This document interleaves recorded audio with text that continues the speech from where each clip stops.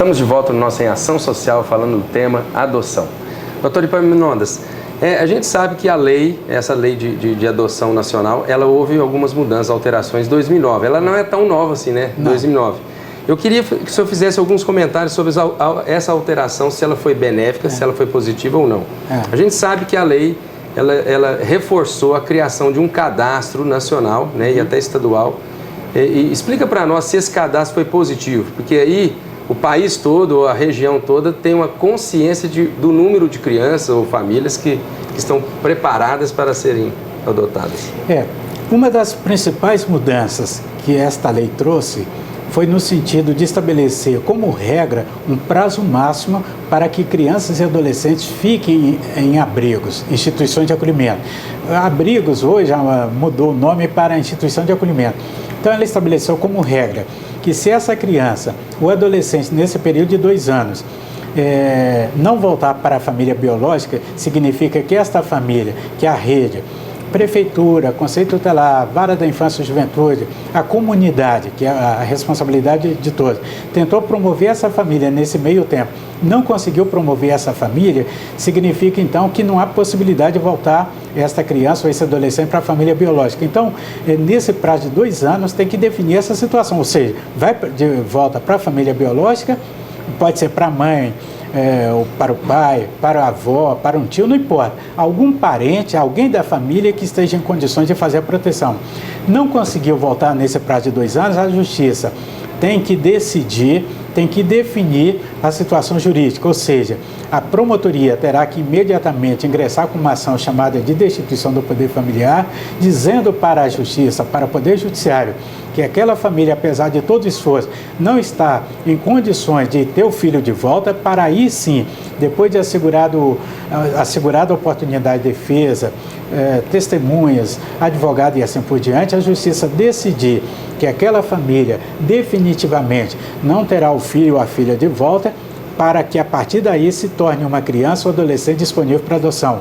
Isso é muito importante porque Uberlândia, por exemplo, nós temos 208 crianças e adolescentes hoje vivendo em instituições de acolhimento. Destas 208 crianças e adolescentes, apenas 49 estão disponíveis para adoção.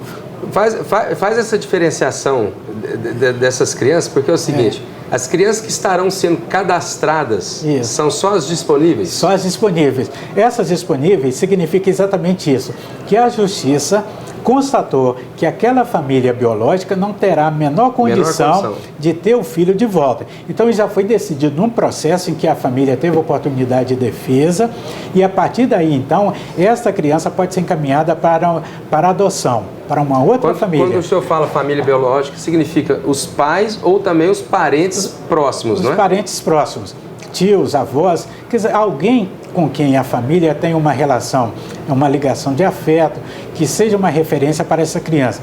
Não houve a possibilidade, porque a institucionalização, o abrigamento de criança e de adolescentes deve ser uma medida excepcional, uma medida assim, muito extrema, porque o lugar da criança e do adolescente é com a sua família. Se a família está em dificuldades, o que o Estatuto quer é que essa família seja ajudada, que ela seja promovida, e não apenas a justiça por comunidade tomar e passar para uma outra família porque esteja em boas condições socioeconômicas.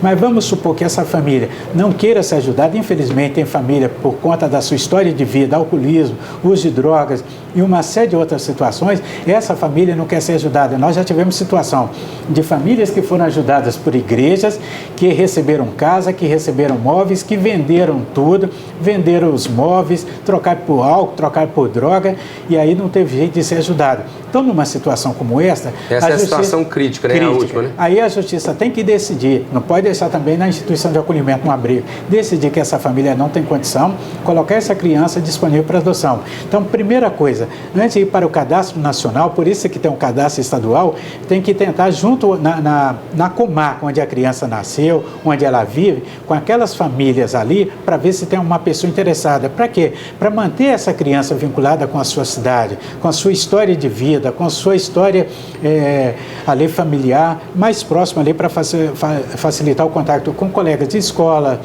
com primas que às vezes moram ali naquela cidade. Não tem na cidade que ela nasceu, na comarca, onde essa criança está institucionalizada, institucionalizada, ela vai então para o Cadastro Nacional.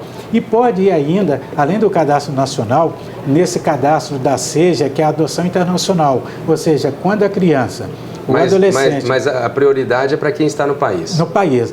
Quando não se acha pessoa interessada em adotar brasileiro ou residente no Brasil, aí sim abre oportunidade para estrangeiros adotar. Infelizmente, nós temos essa situação aqui em Uberlândia, felizmente, porque a criança acabou tendo uma família, mas infelizmente teve que sair do país, não é, do Brasil, para ir para um outro país totalmente estranho, sem vínculo, sem... Eu queria que o senhor falasse agora um pouquinho sobre a adaptação, porque a gente sabe que esse processo de criação de filhos, ele não é um processo fácil. Não. Mesmo numa família natural tendo seus filhos biológicos, é um processo difícil, onde você vai ensinar, você vai disciplinar muitas vezes, corrigir os seus filhos. E esse processo de adaptação, porque a lei fala sobre essa família acolhedora, substituta, né? Porque para passar por esse processo de adoção leva um tempo. Eu queria saber se na verdade existe um prazo nesse processo de acolhimento e dentro disso se muitas famílias desistem da adoção e tentam devolver as crianças. Isso gera um problema para a criança. Nós temos um caso que a gente ficou sabendo de uma criança que foi devolvida 4 vezes.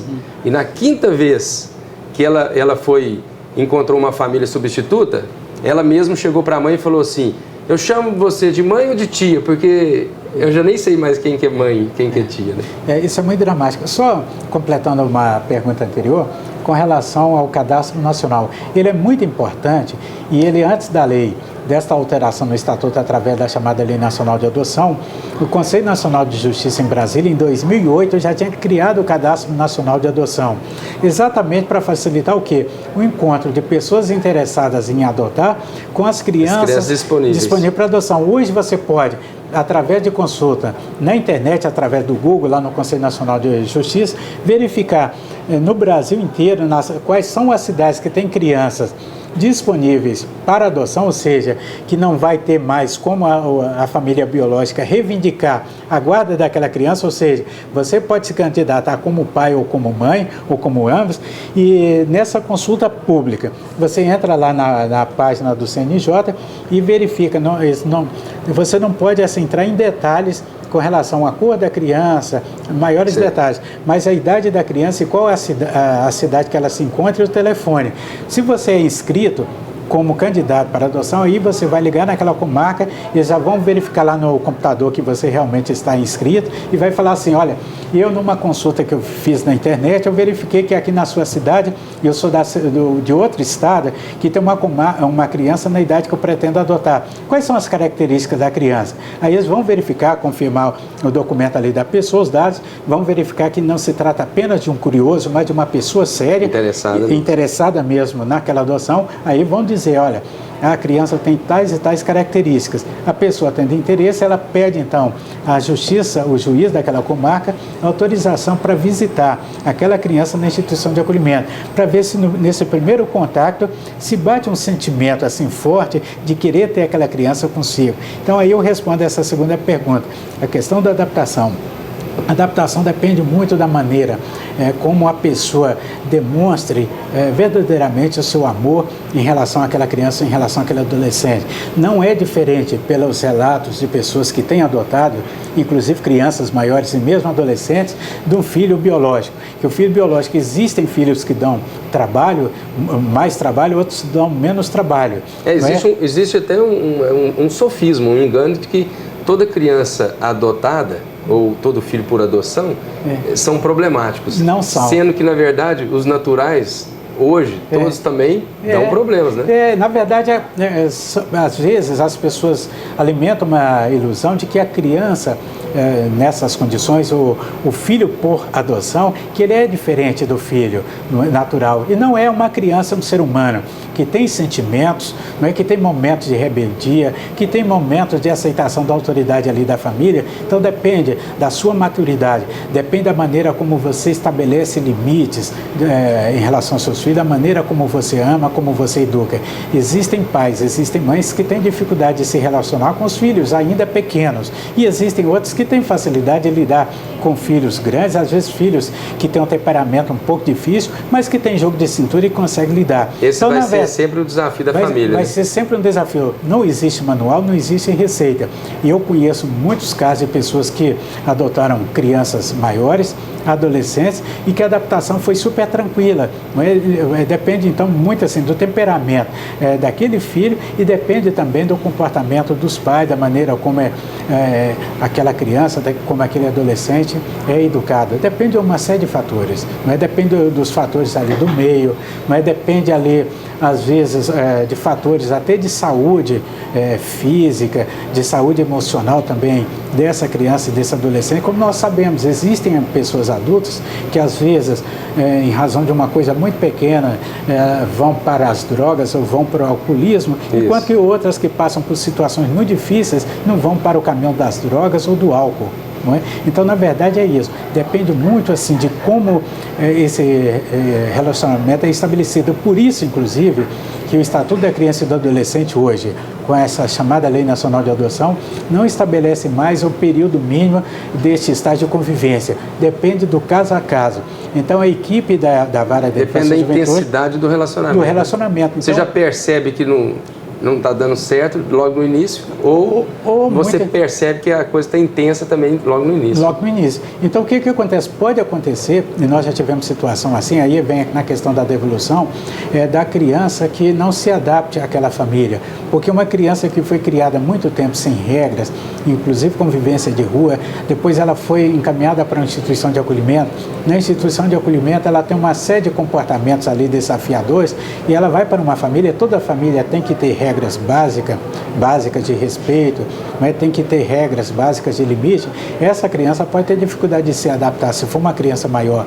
E ela mesma pode falar, olha, eu não quero ficar aqui nessa família, eu quero ficar lá no abrigo, porque lá no abrigo eu tenho primas, eu tenho amigos meus lá da minha escola, e pode acontecer numa situação como esta, que apesar de todo o amor, de toda a determinação daquela família em acolher aquela criança como filho ou filha, verdadeiramente que não haja adaptação. Isso pode acontecer, nós já tivemos casos concretos nesse sentido, e houve a devolução, e em nenhum momento nós pensamos em responsabilizar aquela família. Agora é diferente quando a pessoa maliciosamente, pode ser uma família, uma pessoa solteira ou separada, ela vem aqui, ludibria, engana a Vara da Infância e Juventude, engana a criança ou adolescente dizendo que foi lá, que visitou a criança e que houve assim uma ligação muito forte, como se filho fosse e como se pai fosse. E depois desistisse facilmente. Depois, sem mais sem menos, sem qualquer explicação para a criança ou para o adolescente, desiste, porque descobre que criar filho não é uma aventura. Existem momentos de alegria e existem momentos que às vezes de tristeza mesmo, de desafios. A criança está doente, você tem que levar ao médico. Naquele momento que a criança teima, que você quer que ela vá numa direção, que ela desafia e quer ir numa outra direção, então às vezes a pessoa fala, puxa vida, esse negócio de criar filho é muito complicado, e aí quer devolver. Então, na verdade, como eu ouvi certa vez numa entrevista, quando esse assunto foi discutido há mais tempo, uma mãe que adotou já acho que 2 ou 3 crianças falou, olha, ser pai, ser mãe é ato para gente grande, não é para molecagem, não é para quem quer se aventurar nesta atividade. É isso aí. Obrigado, doutor Epaminondas. É isso aí, no nosso Em Ação Social a gente falou sobre adoção, e é uma coisa interessante que a gente precisa saber. Filiação, não existe categorias de filhos, só existe filhos. É filhos naturais ou filhos por adoção. Não existe filho adotivo. Então, você precisa entender que a Bíblia nos ensina que nós não éramos filhos de Deus e Deus nos adotou. O único filho era Jesus Cristo e hoje nós somos uma família. Por isso, se interesse pela adoção, porque com certeza vai ser um benefício que você vai fazer para um ser humano e para toda a humanidade. Que Deus te abençoe.